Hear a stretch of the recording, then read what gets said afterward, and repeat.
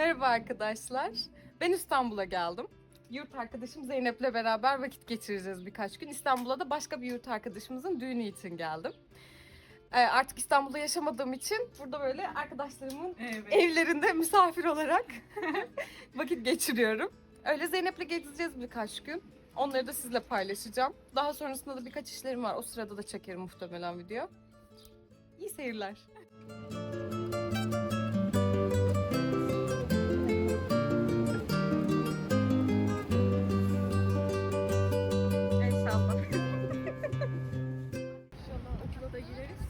Gireriz ya. Ben mezun kartımı yanıma aldım. Ben de mezun kartımı getirdim de bakalım bilmiyorum yani. Ne zaman sonra ilk defa Taşkışla'ya gidiyoruz değil mi? Evet, İTÜ Taşkışla'ya gidiyoruz şu an. Valla Zeynep'e birazcık ayarttık. Dedik ki Taşkışla'ya gidelim mi? Sırf kendi emellerime alet ettim onu. Aa niye ya? Ben de Taşkışla'da bir tane ders aldım. Çizim dersi almıştım. Çok iyiydi. Gerçekten? Evet evet. Kimden aldın? Ben de aldım. Oğuz. Evet, Oğuz Oğuz Hoca. Hoca'dan ben de Hı. aldım. Bu şekilde de gerçekten de mimarlık bence İTÜ'de okunur ya. İTÜ İstanbul'da güzel okur. Genetik de okunur İTÜ'de. Tercih yapacakları tavsiye olarak. Ve Taşkışla'ya geldik.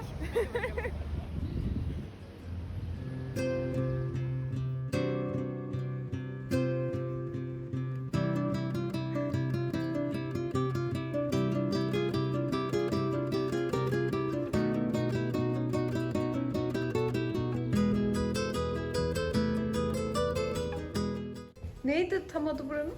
Burası 3400. Heh.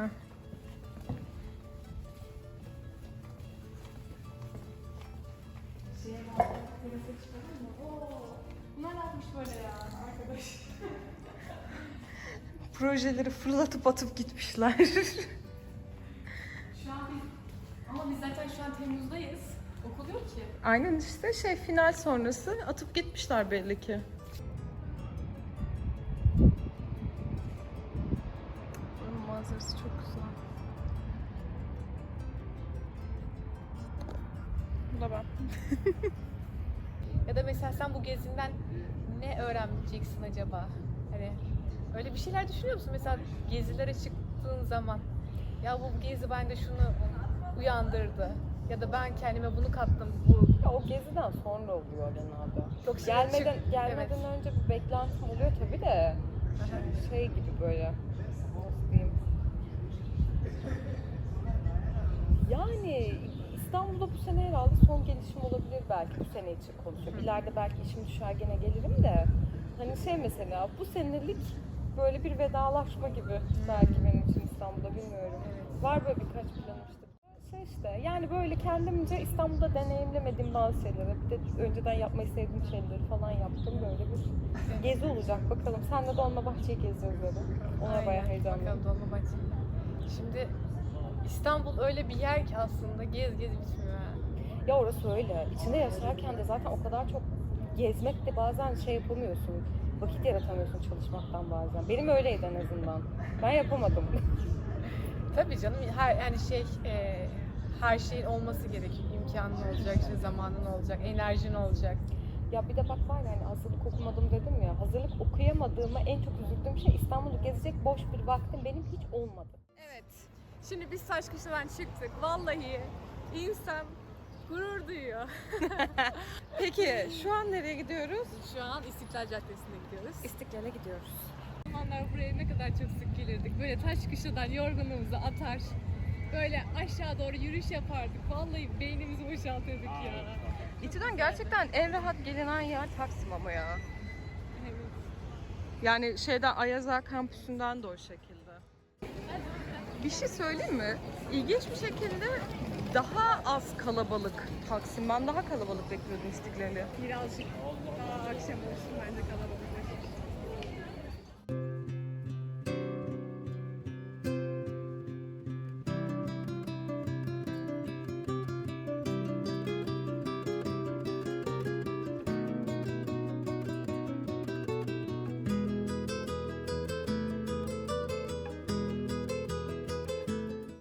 9 yıl İstanbul'da yaşamamışım gibi İstanbul'da turistlik yapıyorum şu an. Ben senden daha heyecanlıyım. Evet Evet, farkındayım. Sen hala İstanbul'da yaşıyorsun. Evet ve ben çok mutluyum gezmekten. İstanbul'da gezmekten çok mutluyum. Bir sürü Galata Kulesi fotoğrafı çektin şu an. Evet çekiyorum. Derdim sana var bir yaşanmamışlık sanki böyle. Ama güneş her gece tepemde duruyor. Yani olmuyor istesem de kimse gelmiyor beklesem de. Yani olmuyor istesem de kimse gelmiyor beklesem de. La la la la la la la la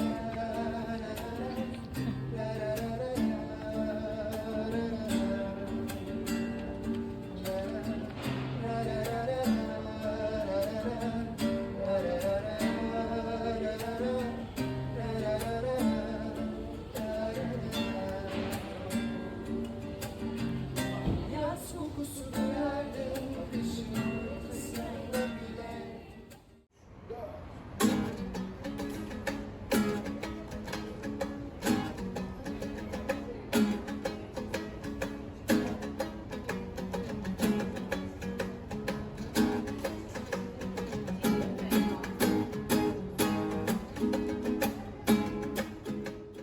Ya Zeynep'ciğim çok güzel bir gezi yaptık.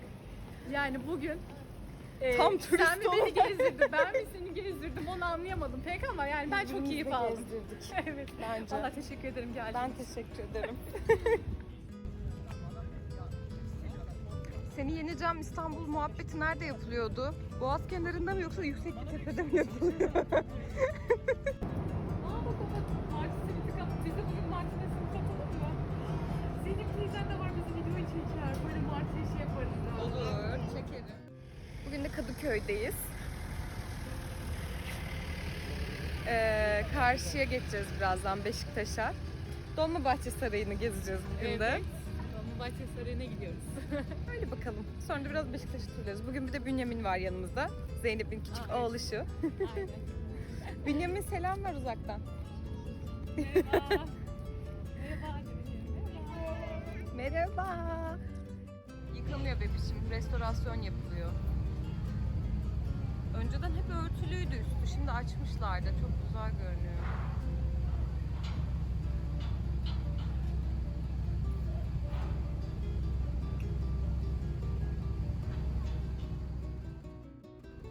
Aa, deşarj yapıyor şurada.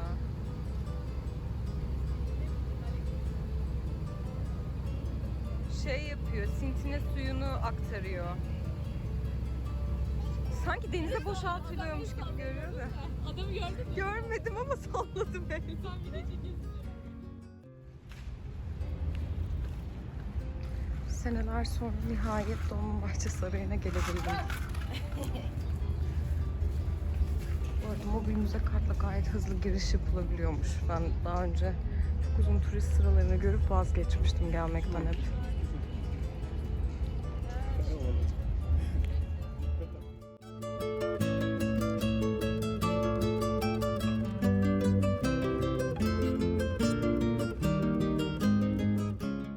Müze kartla pratiklik yaptık sanıp içeri girmiştik. Meğer saray kısmında müze kart geçerli değilmiş. Bilet almak gerekiyormuş.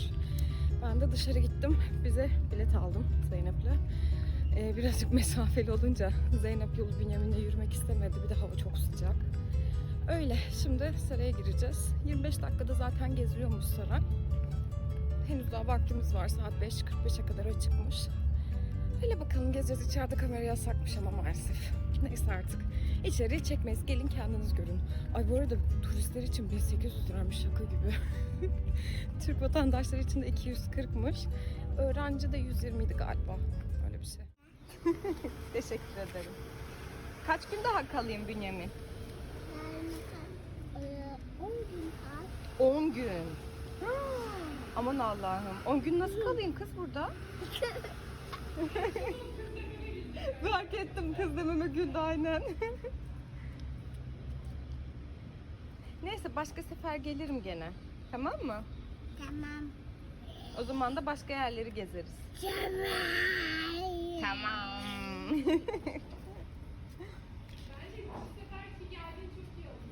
Bence de çok iyi oldu ya. Çok keyifli geçti.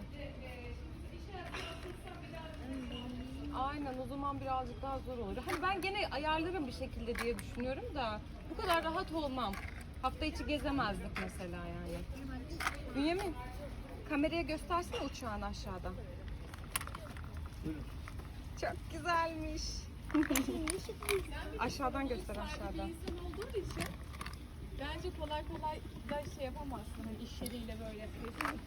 Ay tabii ki de öyle bir şey değil ya, mümkün değil. Hadi gidelim. Müzenin kapanış saatini, sarayın kapanış saatini son anına kadar zorladık. Hatta içeriye işte kapanmadan evvel girersen sen çıkana kadar bekliyorlarmış da. Vallahi yorulduk Zeynep, değil mi ya? Ben Bünyamin'den dolayı bir tık şey yaptım. Tabii Zeynep 2 kişi olarak gezdi aynen. Kucakta taşıdı merdivenlerden, uzun uzun yollardan. Ay öyle. Güzeldi ama. Keyifliydi. Böyle.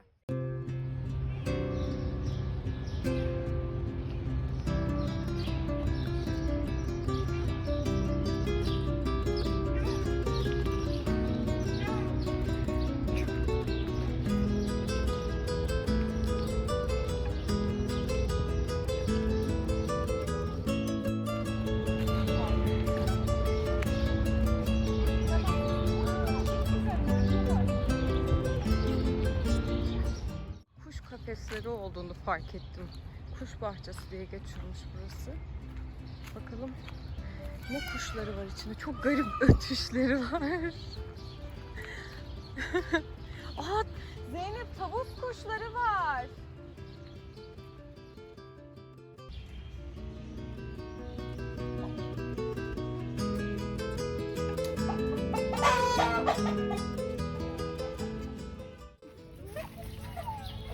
Ya bana bak bir saniye.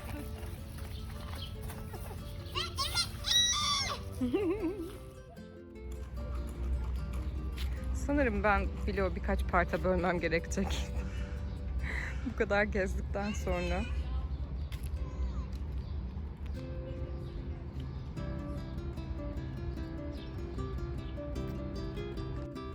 Korkunç bir tasarım ya, bu ne?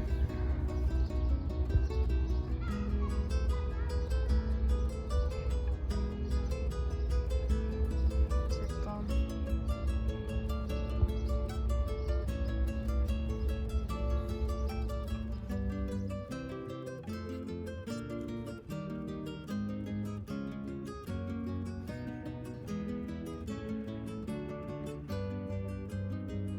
Çok güzel tasarlanmış ya, bahçesi falan da.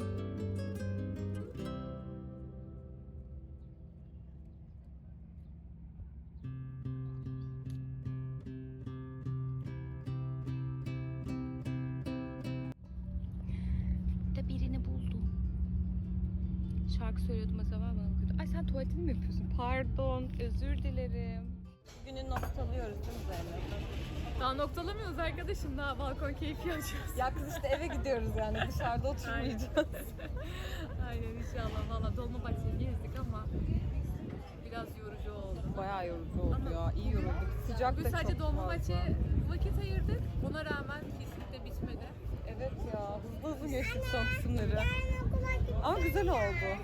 Evet. Şimdi Dolmabahçe'nin yanında neydi kafenin adı? Saat Kule Kafe. Ne? Orada oturuyoruz. Bir şeyler yedik, içtik, kahve içiyoruz. Gidecek evet bugün son. Biraz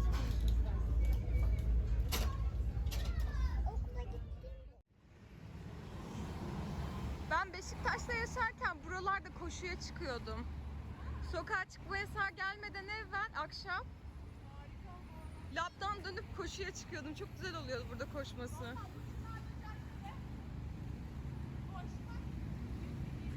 Aynen. Çok keyifli oluyordu ya. Bir de her zamanki gibi Kabataş trafiği var burada, acayip.